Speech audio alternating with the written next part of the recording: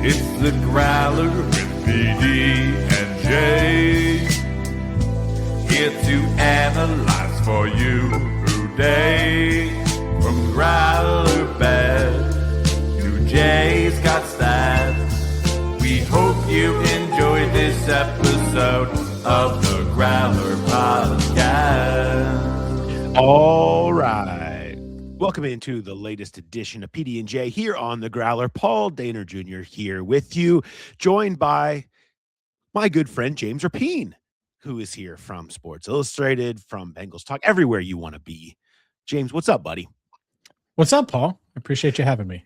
I appreciate you hopping in. Obviously, you are here under not the greatest of circumstances, and we're going to sort of address that here right off the top. I don't know. You know, we heard from a lot of people here on the pod about what has happened with Jay losing his wife, Nikki, and people have reached out and said, we want to make sure, you know, not everybody he put out a post on social media and not everybody sees that. Make sure you guys address on the show.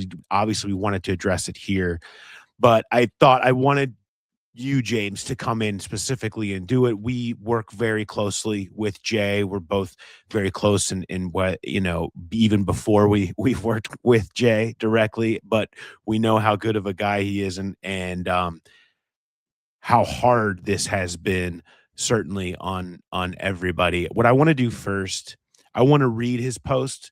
I don't want to put any words. I want to use his words that he so eloquently used, and then we can talk a little bit about what happened, just for those of you that don't know or didn't see it. So he wrote this on Monday. For the first time in 14 years, I watched a Bengals game with my wife, Nikki, yesterday.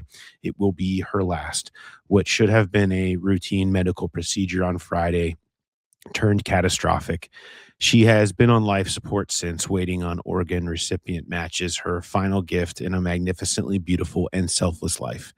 We will be saying our final goodbyes today and removing her from the machines. My heart is shattered and my world is obliterated. I am only sharing this publicly to let all of you know I will be stepping away from Bengals coverage for an indefinite period of time. And for those of you who know me personally and may want to pay respects, there will not be a funeral. It's something we talked about a lot a few months ago when my mom passed. Instead, there will be a celebration of life once my daughter, son, and I can compose ourselves enough to plan a party worthy enough of the most beautiful, caring, badass rocker chick I've been proud to share a life with for 37 years. That was what Jay wrote. Kind of, James, what has it been like from your end as this has kind of unfolded? Heartbreaking. It's really hard to wrap your head around something so bad happening to people, not just Jay, but to Nikki, two people that were just so amazing and so awesome. And the post you just read as we're talking has 3.5 million views on social media. And it's because Jay is the best. I mean, he's the best. You've worked with him longer than I have, but he's just, people that know him or around him know what I'm talking about when I describe him that way. And they were the best. And they were the best, even though I didn't hang out with them. It's not like I hung out with them a ton. I have, obviously, and I've talked with Nikki and interacted with her, but you could just tell anytime he talked about her, anytime they were going to do something, and they did a ton of stuff, obviously concerts and is the thing a lot of people are going to think about, but it was just anything. And so it's just heartbreaking because it's something that shouldn't have happened. It's not how life is supposed to work. The 37 years was supposed to be 47 and 57, and they were supposed to continue this beautiful life that they had together. But that's not going to happen. That doesn't change the impact that Jay's had and they've had as a couple. And so it's heartbreaking. It is. And I know it comes through for people. I always love how people get to know all of us through the shows that we do, and our personalities come out, and it's so clear when you just like hear Jay on the show, one, how in love he is and how much his, relationship with Nikki was just the dream of his life, and then how good of a person he is. Like it just comes through. It's just so genuine. And you hate to see it happen to anyone, but for this to happen to them, it's like there's these couples out there and you see them and you see some people and yeah, they're married, but you're like, I don't know, man. That doesn't seem like a real one. I don't know. But Mhm. then you see them like, no, that's the real thing. Like that's what we all want. That's what we all aspire to, is what they had, and that is just it's so hard, but we're gonna do what we can to lift them up. And I've seen a lot of you people, a lot of our listeners, a lot of people that have responded. You mentioned I 3.5 mean, million views, and include like 2,500 responses. Like all of this, people want to know how they can help. I can only say that right now it's very new and surreal and fresh, and we don't even know how to help at this point because everything was so immediate and out of nowhere. But we're gonna come up with something. So please keep following us, keep listening to the shows, and once we figure out a great way that we can help and what we can do and what the best method for that is, we're going to let all of you know. Thank you so many people that have already reached out, from people that across the league, from people that listen to this, watch the shows, that read what Jay writes with you, James. Like it's been amazing to see how many people want to support and want to find some way to help. It's there's always a silver lining to the darkest clouds, and just seeing the support system that's around is really a special thing to see. it is. It is. And I know he told us he's feeling the love, as heartbreaking and catastrophic and unexpected as this is. He's feeling the love, and it's that part of it is really cool. And as bad as social media can be for everybody, I everybody, there's no doubt about it, right? I think that this is one of those examples of what it can mean. And I know there are countless people that have reached out to Jay personally that might not have said something on social media. And so thanks to everybody, because again, he's the best. And I think that's the best way to describe him. And it's you just think about it, and stuff like this shouldn't, I keep coming back to this because it shouldn't happen to someone like Jay. He shouldn't be in this position, but he is, and I know he appreciates everybody that is loving him right now. Yeah, and we'll all miss Nikki's infectious personality, and it was always, man, she lit up the room when she showed up. She was always down for just whatever we wanted to do. When we first started doing Hear That podcast, Growling, she like made shirts for us, that we could have. Like she was always there and down and being a part of it, and such a caring, loving individual, and she will be sorely missed. I do want to point out, this was really classy, something that happened on Monday. Zach Taylor, at the end of his press conference, offered thoughts as well. Here's Zach Taylor at the end of his Monday press conference. Okay, I know Jay Morrison and his family are dealing with something tough right now. Jay's, as you all know, one of the greatest guys in this business. So thoughts and prayers with him and his family, and hate that he's got to go through that, but I know we're all here for him. So just want to make sure he knows that and his family knows that.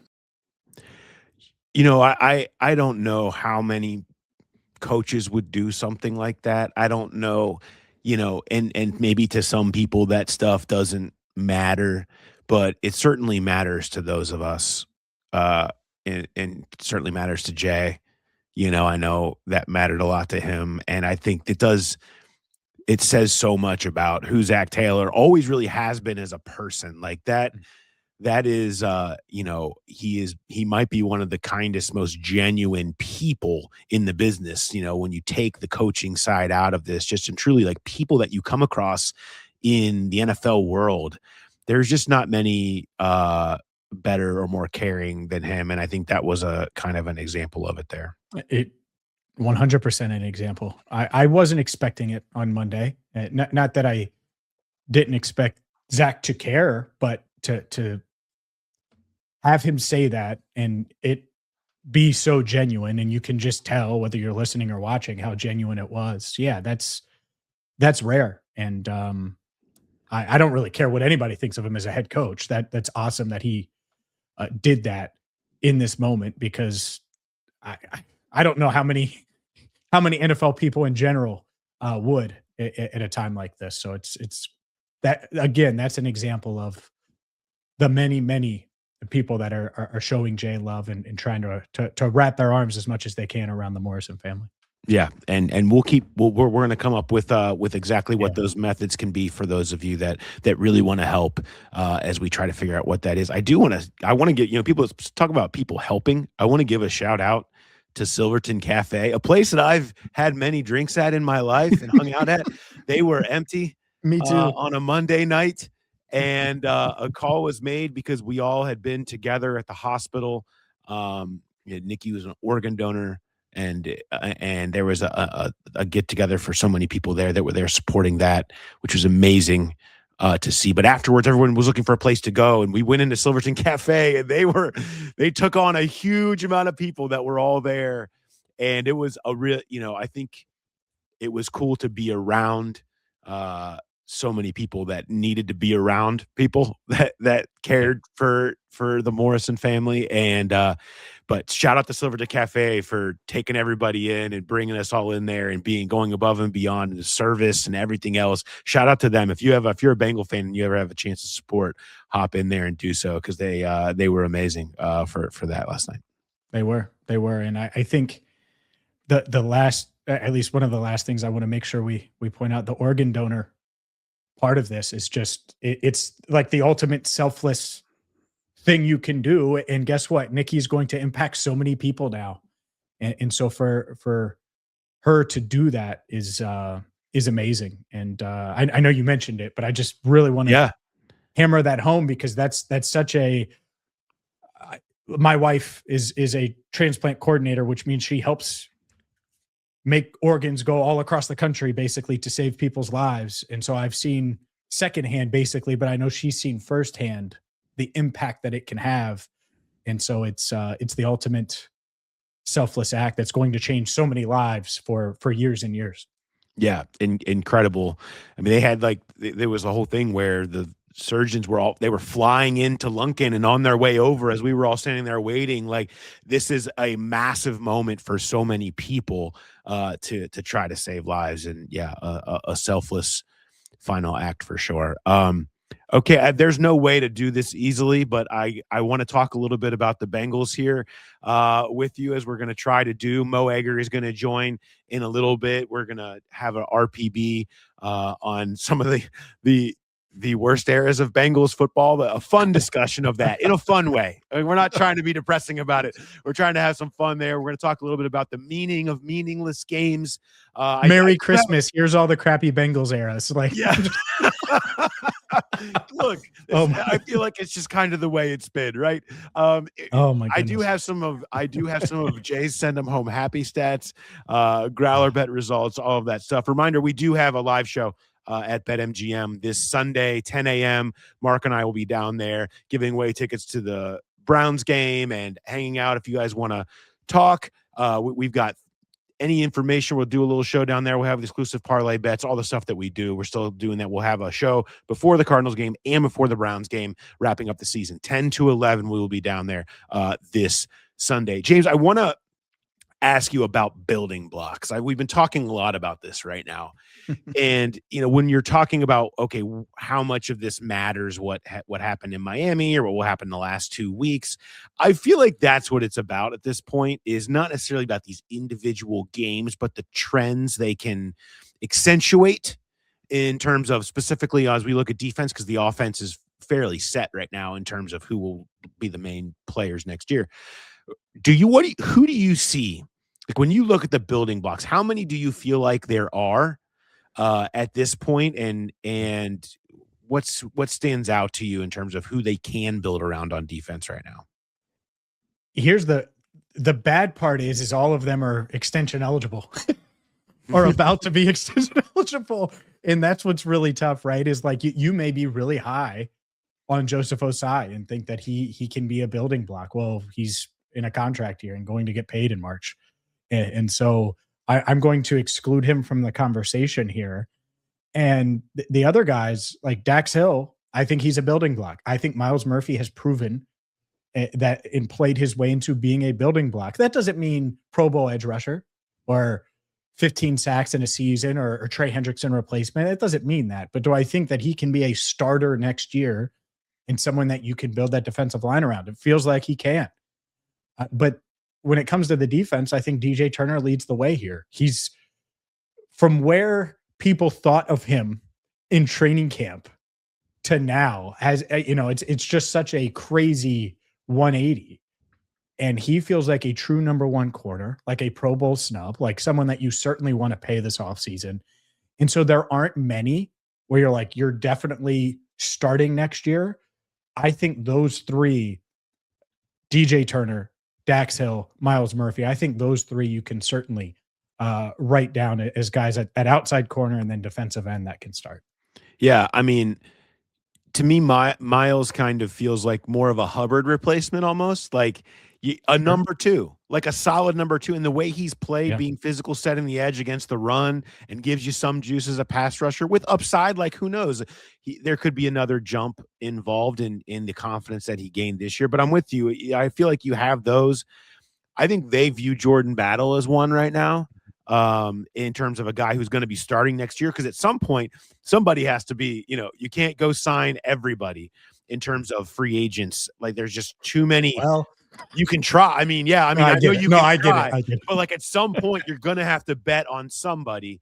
Yes. And I think Jordan is going to be in that mix. But I'm with you. I'm curious to me, this is an opportunity for the Bengals to heed Joe Burrow's advice and do something a little different than they've done and be creative and actually extend early and avoid the off the field drama and trade requests and hurt feelings that come along with dragging the extension stuff out with Dax and DJ specifically. Dax going into has a 5th-year option.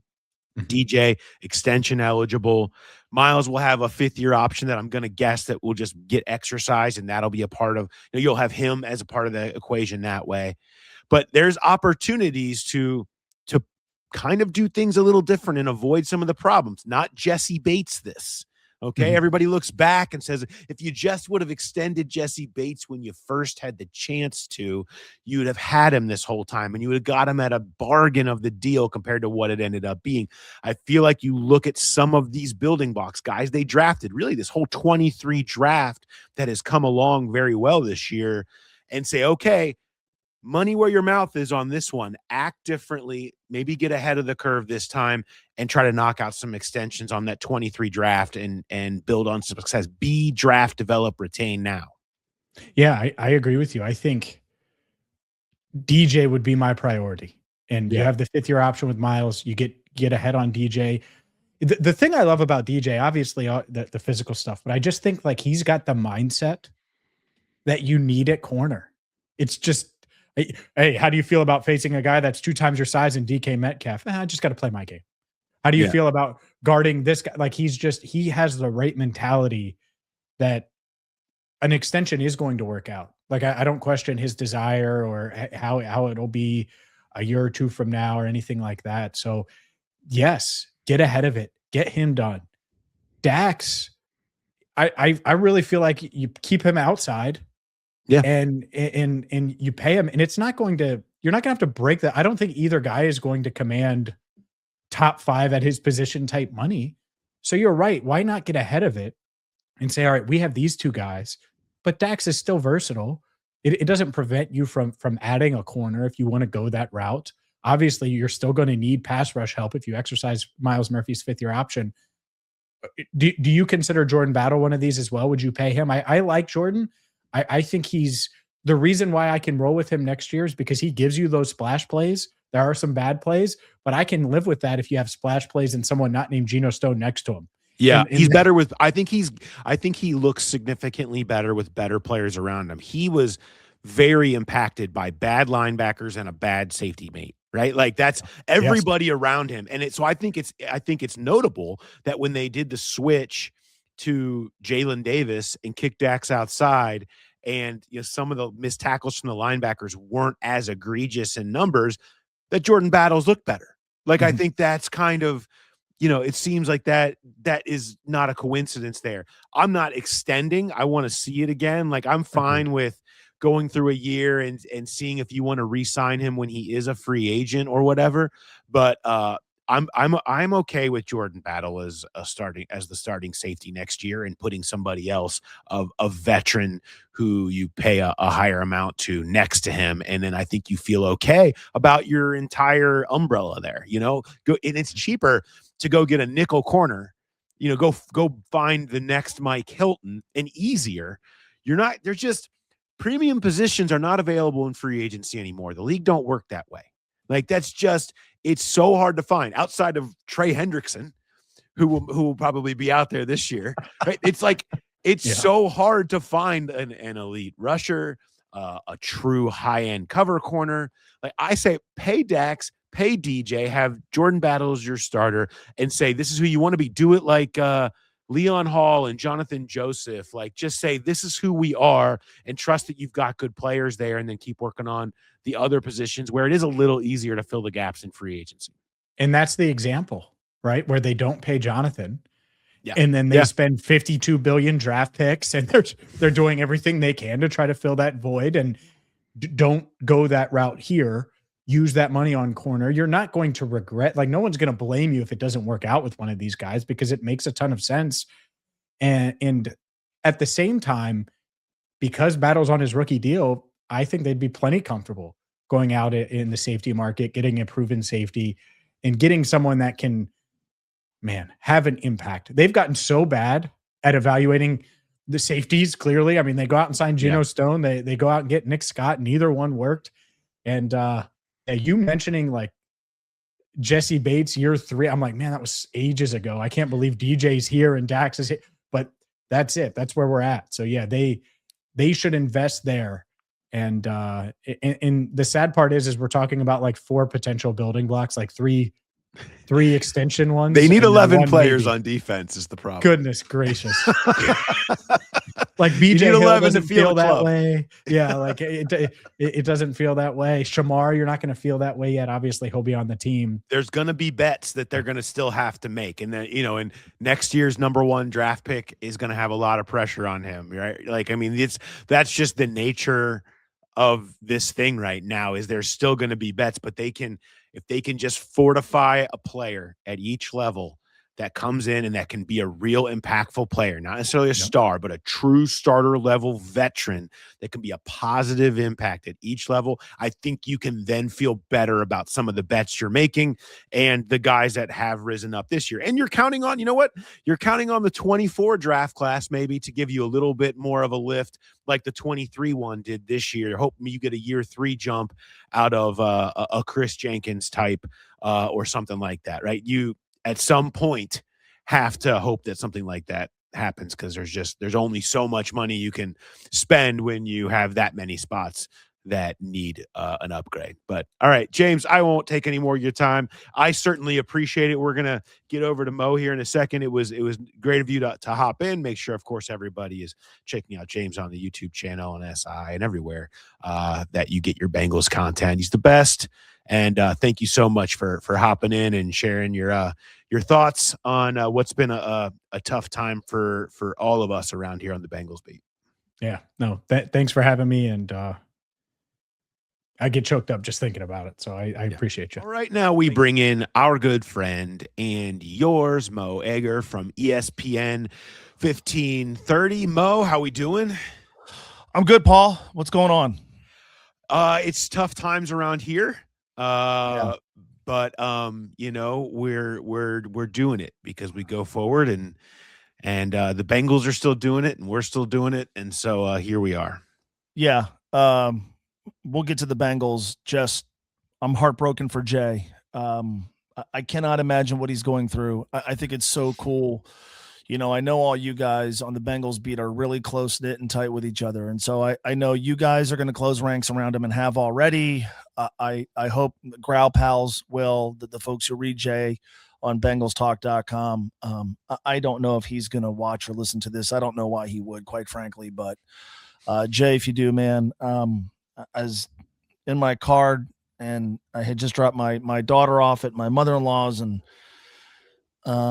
just I just happened to kind of out of habit look at Twitter, and I saw the tweet, and I was just like, it was like I ran into a wall.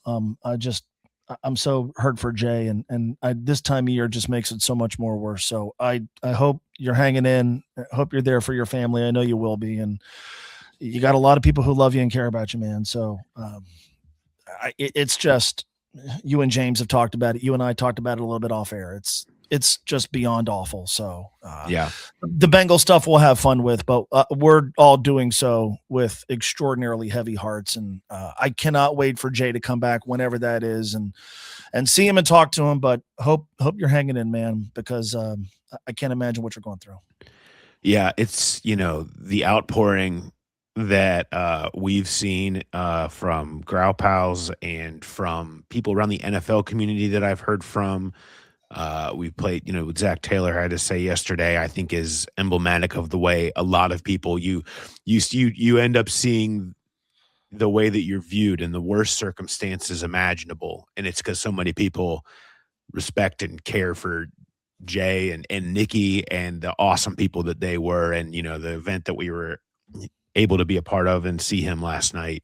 You just felt that in the room of how many people are there to try to help and support because they care so much about them and their family. And and I know the people that it's funny, we do this stuff, Mo, like you do a radio show, we do the podcast stuff, and you write, and like you develop this connection. People feel this connection with you. Even though like we don't know a lot of these people personally outside of when we see them around and they come and say hi, there is such a deep rooted connection with your audience. And that's why I love this medium and have really embraced it more than anything, because it's just so cool to feel how you can have that connection, how it can help people, it can help the community, it can be a place for people to come and have therapy about the team, to celebrate, to like just have that sense of connection and routine.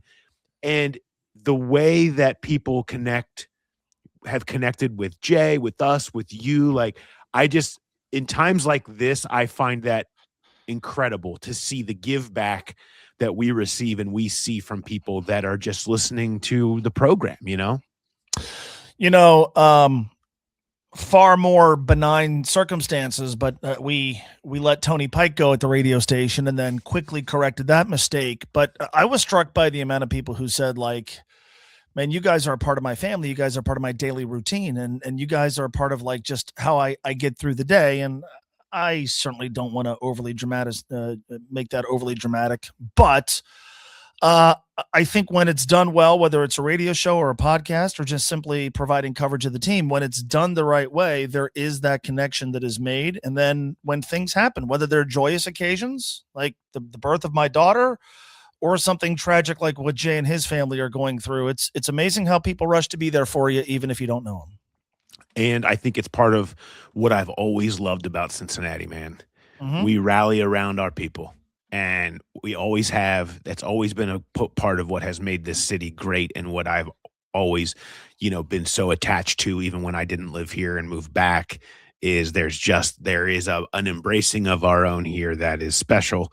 And we certainly have seen and felt that over the last few days. Let's try to move past this before I can't. The clumsy pivot from something like that to something silly like football is one that I have yet to master. So good luck with it. There's no easy way to do it. All right. Well, you're right though. There's nothing we can do other than go into the silly nature of talking about sports. It's part of the joy of sports, Mo. Yes. It's a distraction. It's silly. You don't take it too seriously, and we're not going to do that either. No. But we are have a good run passer boot this week, and so I thought that you would appreciate it. Again, run passer boot, as you know, all season brought to us by our good friends at Camargo Insurance. Josh is the best. Send him a message if you have a suggestion, an RPB that you want us to answer. Josh at CamargoInsurance.com. He offers a true concierge experience. It's one-on-one help from somebody who gets it. He's not an average agent. He's a certified insurance and risk pro who helps business owners protect what they've built, plan for what's next. If you own a small business, reach out to Josh. Assure peace of mind that you have the best coverage available. As we said, he is handling all RPBs this week, and he got one this week from our other good friend, Eric Stanio, Keller Williams. You know, he does more than just pop into Who Dey Light. He also comes up with some good RPBs that can be the type of release that we all need right now. And that is a silly question of run, pass, or boot, Mo. The worst era of Bengals football for fans, specifically, right? Yeah, Why this not? is what we're doing. This is great. Merry Christmas, everybody. Yes, here we go. Yes. So number one, the lost decade. So the Bengals of the 90s through 2002, I guess. Pretty notable run there. 5 straight playoff appearances with 0 playoff wins, capped by the 2015 Steelers meltdown. Or finally, the 3 consecutive non-playoff years with Burrow, Chase, and Higgins on your roster. Run, pass, or boot, those 3 for worst era of football for fans. As somebody who lived through all 3, I'll run with the lost decade. Yeah. There are younger fans who might not have been around for all of it, and we were. It was as if the Bengals weren't a part of the NFL. Yeah. I mean, it really was. It was as if the Bengals were not a part of the NFL. You know, that's back when like every team did their own licensing and made their own gear. Every other team had cool looking gear. The Bengals did not. The Bengals were never on in prime time. They were never on nationally. Usually when they played at home, they weren't on locally. For the 90s, they played in Riverfront Stadium, which from a football perspective was really starting to show its age. They were wretched those seasons. It really was like they weren't even an NFL franchise. And so, yeah, man, they've gone through some very frustrating times. They've put us as fans through some very frustrating times. I hate to be that guy, but there was nothing like it. There was nothing, and it lasted forever. That stretch of time. So the Bengals, the first year, the Bengals made the playoffs in 1990, won a playoff game.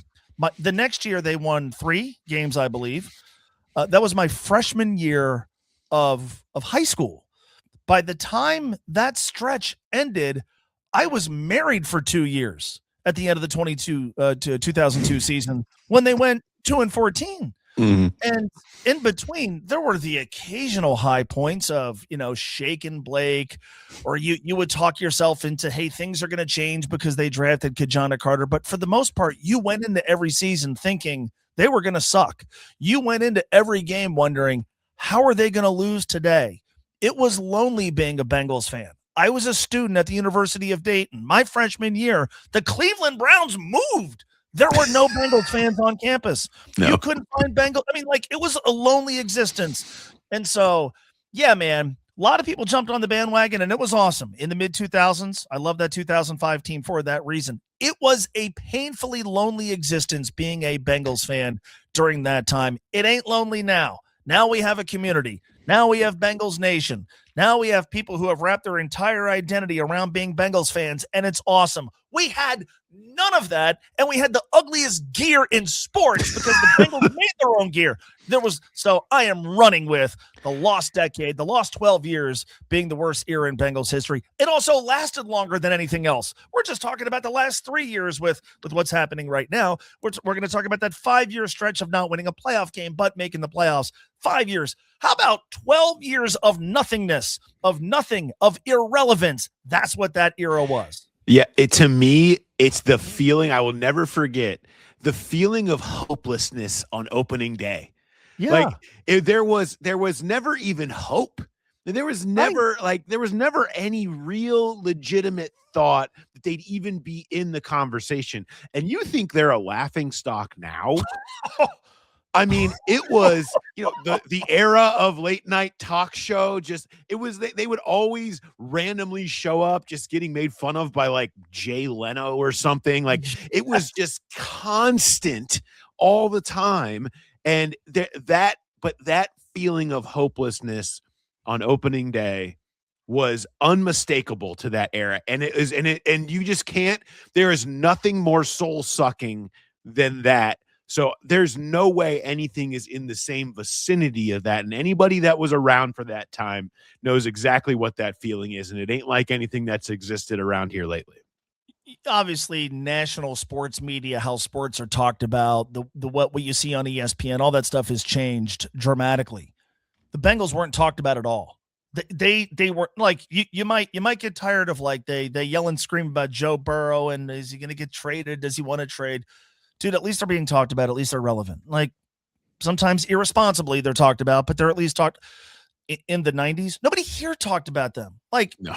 I developed, so the 90s are all my high school and college years. That's when I was developing like this interest in being eventually a sports talk radio host. And so I listened to Lance McAllister and the Two Angry Guys and Chris Collinsworth and Andy Furman. They didn't even talk about the Bengals. They talked about college basketball and Marge Schott. Like they were irrelevant in Cincinnati. I can tell you this as somebody who was a Bengals fan.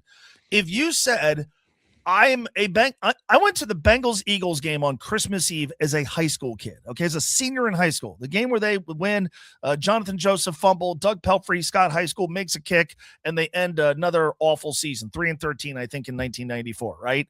And I remember I got tickets, and people were like, you're going to go to a Bengals game on Christmas Eve? Like, yeah, it could be kind of fun. Like, it was the loneliest, for somebody who already lived a lonely existence, Bengals fan in the 90s, it could not have been more lonely. I remember going to UD, right? This is August of 95. Who's your favorite NFL team? Bengals. It's like Bengals is like, it's only like an hour from here, man. Like they are the local like the Bengals. Like, dude, you were having to like buy illegal cable descrambling boxes to like watch the game. Dude, I'm telling you, because they were blacked out. It was nothing will top it. The Bengals may suck for the rest of this decade. They will be relevant. They were not relevant at all in the 1990s. No, and every move was just the biggest backfire you could ever imagine. No matter what they were trying to do, it would backfire incredibly, whether by their own fault or not by their own fault. And then obviously topped by the 1999 draft of passing up on the entire Saints draft and taking Achilles Smith instead was just kind of the cherry on top to finish up. All right, so I guess we're going between the other two here on the rest of this. I'll boot the 5 straight playoff years. That was fun. It was fun. They won a lot of games. AJ Green. I look back on those years with a lot of fondness. Now, I do believe the loss to the Pittsburgh Steelers is the worst in the history of the franchise, and it's been 10 years, man. It's been 10 years. That wound, despite making the Super Bowl, despite the return to relevance earlier this decade, that wound for me and I think for a lot of Bengals fans is still fresh. I can't watch certain sporting events from the past. Like I can't watch highlights of Reds Giants 2012. No. I can't watch certain UC basketball games. I cannot watch the Bengals Steelers game from January of 2016. That wound was fresh. But those 5 years were a blast. Likable players, good players. A lot of wins. They won games. They were fun. Like that. I look back on those years, 2013. If you go back to that season, they went undefeated at home, blew out everybody at Paul Brown Stadium. Those games were a blast. By the way, NFL lifted their blackout rules after the 2012 season. Now every game was on TV, so more people were watching, so more people were talking about them. That 2014 season is the best single season coaching performance of any head coach in my lifetime as a Bengals fan. Marvin Lewis loses both coordinators, ton of injuries, and goes into the last week of the season with a chance to win a division title. Fun years. I look back on those years with a lot of fondness. And yeah, some postseason memories that I hate, mainly 2 of them, the Chargers game, and then obviously the Pittsburgh game. But at the end of the 2010 season, when everybody was abandoning the Bengals and it kind of felt like the 1990s again, suddenly everybody jumped back on board within a couple of years. There was this total reboot of the franchise. Andy Dalton was a fun story. AJ Green was like, hey, a wide receiver that's kind of low maintenance. This is going to be fun. A lot of under the radar players they added that became mainstays. I love those teams. And I got frustrated at times by like, all we do is talk about, do they win a playoff game? Do they win a playoff game? Like, number one, can we get there first? Can we talk about the journey to get there? Number 2, eventually let's start talking about winning championships, but I guess you can't do that till they win a playoff game. But if that is your worst stretch as a Bengals fan, miss me with that crap, because either you don't have any idea what happened in the 1990s, or you didn't appreciate what were some really fun teams with some really good and important players. And maybe I'm in the minority, I look back on that stretch with fondness and joy. And you don't over the last 3. While it's been fun to watch, the disappointment of not having Burrow for long stretches, not being in the postseason. At least they were making the postseason; they were winning games. And you get this year where they're not even winning games. And it's so I'm with you. I think that's the clear order. I think we agree on that order. As disappointing as this stretch has been, I feel like you look at this and say it's not like it's the 90s here. You still have had. You get to see these guys that are maybe the 2 best players at their position in franchise history go do it consistently. And that part is fun to watch, as disappointing as the rest of it has been around it. Also, let's reassess this in 3 or 4 years. If this turns out to be a kind of 3-year hiccup in an otherwise wildly successful era of Bengals football with Joe Burrow in his prime, okay. If a year from now or 2 years from now, we're still wondering when do they get back to the postseason, or if Joe Burrow leaves at the end of his contract and we go, okay, well, they made 1 Super Bowl and 2 playoff appearances, then let's talk about it. But they've been relevant, right? They've played in games that matter. They have missed the postseason this year, and it sucks playing games that don't count. But they were playing for their playoff lives week 17 last year. It's basically a playoff game. They basically played 5 last season. And they made it to New Year's Eve 2 years ago, week 17, when they lost to the Kansas City Chiefs. They have been relevant. They have been in the hunt. This is nothing like the 1990s. Now we're doing some very 90s sort of stuff. We're doing billboards, boycotts. I get it. I've been there. But this is relevant. They have been disappointing, but they have been relevant and they have mattered. And there is light, as much as it doesn't feel like it. And as much as I often sound like I don't think there is any light, there is light at the end of the tunnel, because you have number 9. I mean, you have number 9 and that offense that looked like it should look against the Miami Dolphins.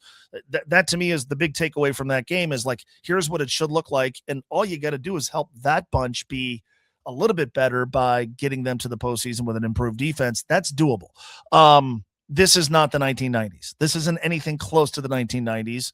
And as down on a lot of things Bengals as I am, I do have a hard time believing that they're not going to make the postseason again between now and the end of the decade. Yeah, I'm with you on that. Reminder, folks at Camargo are awesome. Get a no obligation quote to make sure you have insurance you trust, whether for yourself or for your small business. Contact Josh at CamargoInsurance.com. Mo, you mentioned it there and talking about, the takeaway from the game against Miami. Meaningless game, right? Meaningless. The Dolphins very much look uninterested in the footballing out there. I think the benching of Tua signaled something throughout that locker room, because the Dolphins had been playing decently. I mean, they were kind of a little resurgent there for a minute. They have a good running game.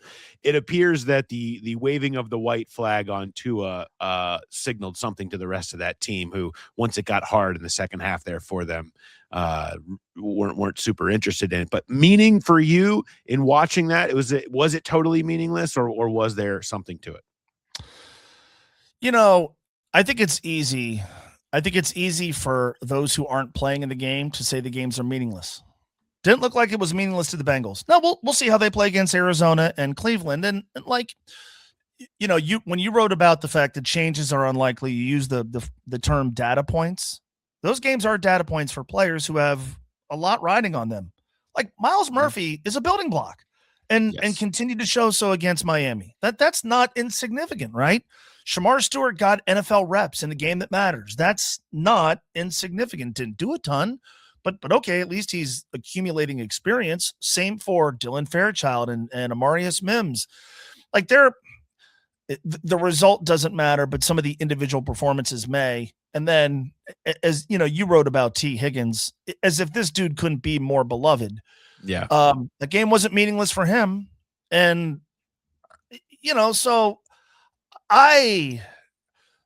did I go nuts over the fact that they won the game? No, do I understand somebody's fear that success at the end of the season is going to impair some decision making this offseason? Yes, 100%. That's fair. But I would stop short of saying meaningless, because I do think there are things that can happen in those games that can have an impact on the future. And then as it relates specifically to T. Higgins, it just cemented what I think a lot of us has felt, which is this is a dude who's easy to root for and is exactly the kind of player you want to represent the franchise you root for. Man, they are when they have the three of those guys all out there together. Yeah. It's the best thing going in the NFL. I mean, I trotted out in the T story, the EPA per play, when the three of them are on the field together is 0.18. The NFL lead in the last 2 years is the Bills at 0.14. I mean, just dramatically better than anything going offensively in the NFL when all three of them have been on the field the last 2 years. And that's kind of the thing. But, I think that it shows it's important to show that when it looks like that you just demolish a team that doesn't play on the same level as you. Yeah. They just haven't done a lot of that. I mean, against anybody. And I think they're showing that they're capable of that, and that if you just take care of the defense and the fact that it's not going to get blown up in the way of the offense specifically. I mean, this is what your offense is pretty much going to look like on opening day next year, is who they trotted out there on Sunday. I mean, that does give it some meaning and some momentum. And I know the rest of it is like, we'll see if they can do it this offseason with the defense stuff. But when you are seeing progress, you are seeing guys that you really needed to figure it out, start to figure it out. It took too long and it wasted the season, and the Burrow injury was part of that. But like, you hate that part, but you do, for the future of this, need these guys to start to look like starting caliber level players. And you're seeing that no matter what the scenario. I do think that has meaning, and I do take something from that. I say this often about the Reds, that if you are Nick Kroll, you're operating from a pretty enviable spot, right? You just got to fix the offense. Like, you got starting pitching, dude. Like, there's a lot of GMs who are trying to make their teams better, that would like to be able to go, well, man, I'm kind of good here. In fact, I've got some guys that I can maybe afford to trade. I think it's not that dissimilar from the Bengals, where it's like, this part of the team is good. And by the way, and not that you can't have more offensive linemen, and I think there's a fair conversation to have about what the future is at left tackle. But the offensive line has been fine, has been more than fine here for a large stretch of time. So Duke, like, there's a lot of player personnel people who will go into the offseason with the directive to take an underperforming team and make it better. How many of those player personnel people have that offense that was on display on Sunday? So, like, all right, do we trust Duke Tobin? Maybe not. And is there reason to be skepticism? Of course. But Duke, like, if you could fix this, you have this. Like, if you could fix this part of the team over here, and it's pretty obvious, like, this is where all your energy should be. If you could fix this, well, over here, look at what was on display against the Miami Dolphins. That, to me, was the big takeaway. Also, we get, I think, a week break from doing quarterback psychoanalysis, which I will admit I'm already extraordinarily tired of. Yeah, we can't take the temperature of Joe Burrow's happiness every week. Like, I can't do it. I think we've heard what we needed to hear. It was kind of the point of why I really wanted to ask that question last week, because I just want it, because this way we don't have to talk about it at least to the end of next year, right? Does this mean we can stop talking about, like, his happiness in Cincinnati for the whole offseason? No. Look, can we just be done with that? He said what he said. Now we know. Let's just 1 year at a time is the way to go, as far as I'm concerned, with any of this, and with almost anybody in the NFL at this point. So now we have 2 home games remaining, right? And so what I was hoping to do is see if I can get like a freelance spot with The Athletic where I could do a list of litmus test games. Yeah. There have been many litmus. You and I have talked about them. Like, yes. How much is, because it's not the last game. It is during Christmas break. Also, I think the weather is going to be pretty nice. How much is Sunday? It's the Cardinals, who nobody cares about. How much is Sunday a litmus test game? And is it more or less of a litmus test game than the last game of the season against the Browns or some of the other games they've played? Like, everybody talks about Dolphins, Bengals 2019. Wasn't the last game of the season. They came back and played a home game the following week and I think got destroyed 35-3. That was a litmus test game. Mhm. Where do these two final home games rank on the litmus test scale? Well, I got to tell you, I would say if we're doing a litmus test for games where they weren't eliminated from the playoffs, that Ravens game sitting on the snow and ice. In single digit temps, there was, and tickets were available for like $8 or whatever it ended up being on the secondary market at the end. That's up there. But I do think you're right. When it's truly meaningless is different. At least you were there. It was Lamar and Burrow and they were still alive.